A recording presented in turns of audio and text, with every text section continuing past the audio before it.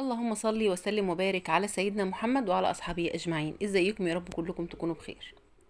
في اليوم ده يا بنات انا قمت من النوم، بصوا مش قادره خالص اعمل اي حاجه.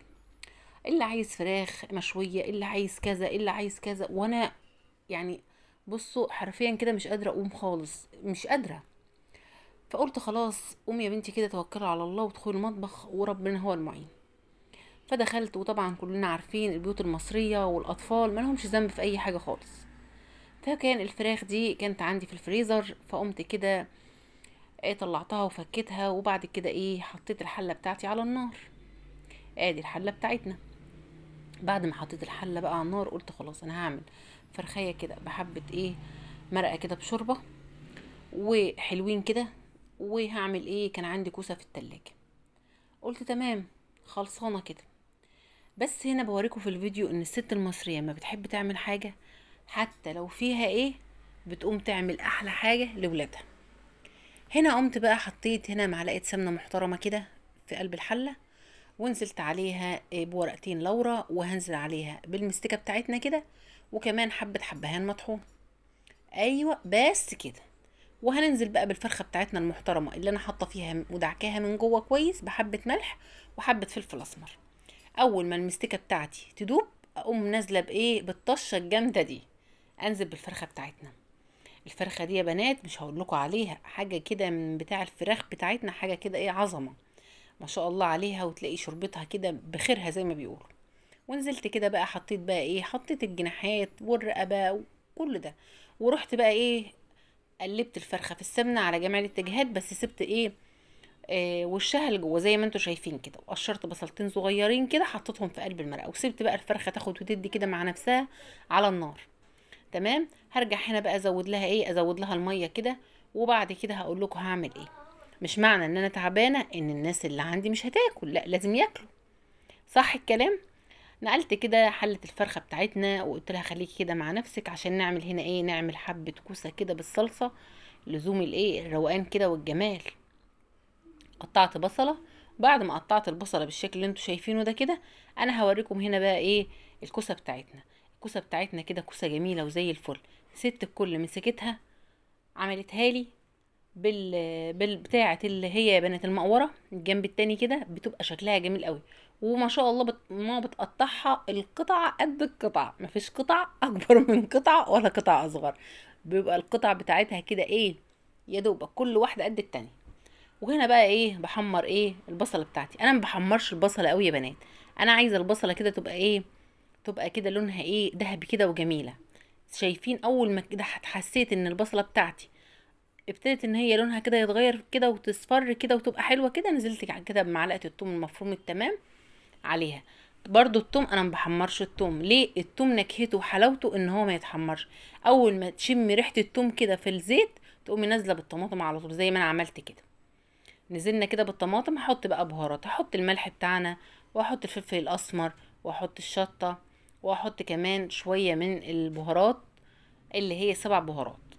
دي ممتازه قوي يا بنات، بتبقى بتخلي طعم الخضار تحفه بامانه يعني. لكن ما بحطش كمون في الخضار، ولا كمون ولا كزبره. الحاجتين دول يا بنات بيودوا طعم الخضار اللي بالصلصه في ناحيه تانية. فاهمين قصدي؟ هنا خلاص التسبيكه بتاعتي اتسبكت خلاص، انزل بقى بالكوسه بتاعتنا. هتقولوا هنا الكوسه كتير والصلصه صغيره ومش لا، التسبيكه بتاعتي حلوه والطماطم بتاعتي تقيله، بس هي لسه اما الكوسه تغلي كده وتدخل في السوا هتلاقوا الكوسه هبطت. تمام. هنا كده بحط شويه ميه كمان للفرخه، كل شويه ابص عليها كده عشان يكون عندي شويه مرقه كده، شويه شوربه كده محترمين يعني. زي ما انتوا شايفين كده يا بنات. هغطي بقى هنا، وكمان هغطي على الكوسه بتاعتنا واسيبها بقى تاخد وتدي كده مع نفسها لغايه لما الاتنين يستووا مع بعض. شايفين هنا الكوسه يعني جت هنا، وانا بوريكم الكوسه عامله ازاي، والفرخ كمان بتاعتنا اهي حاجه كده 10/10. هنطلع بقى الكوسه بتاعتنا، هنطلع هنا الفرخه بتاعتنا مش الكوسه، الفرخه.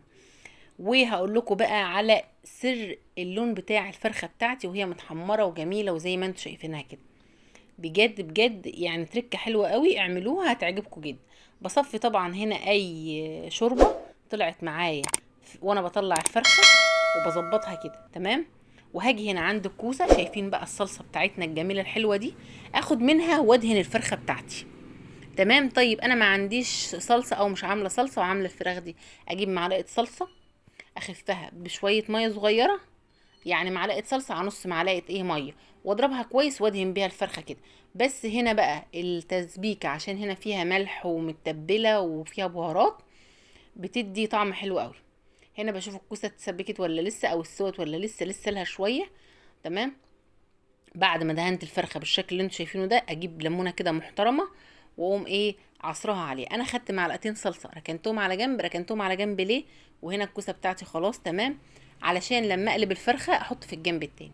هعصر كده الليمونه برضو على الفرخه، بتدي طعم يا بنات والله تحفه. جربوها بامانه مش هتندموا.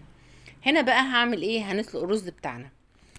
زي ما انتوا شايفين كده الرز بتاع الايام دي رز طبعا قديم مش رز جديد. في فرق في السوى بين الرز القديم والرز الجديد.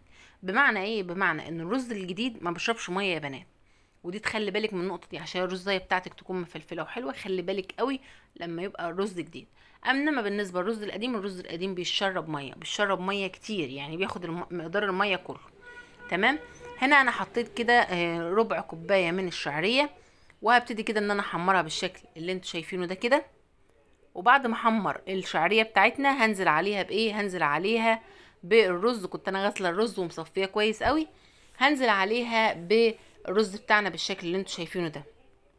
وهنا زي ما انتوا شايفين نزلت كده بالرز تمام. وبعد كده اقوم مقلبه بقى الرز بقى. اعمل اقلب الرز كويس قوي في الزيت ومع الشعريه، عشان كل الرز ده يتغلف بالزيت بتاعنا اللي احنا حاطينه يا بنات. في ناس بتحط مكان الزيت تحط سمنه، بس انا بحس ان بيكون دسم قوي يعني، فبنضطر ان احنا نشتغل بنشتغل بالزيت. الزيت اخف شويه.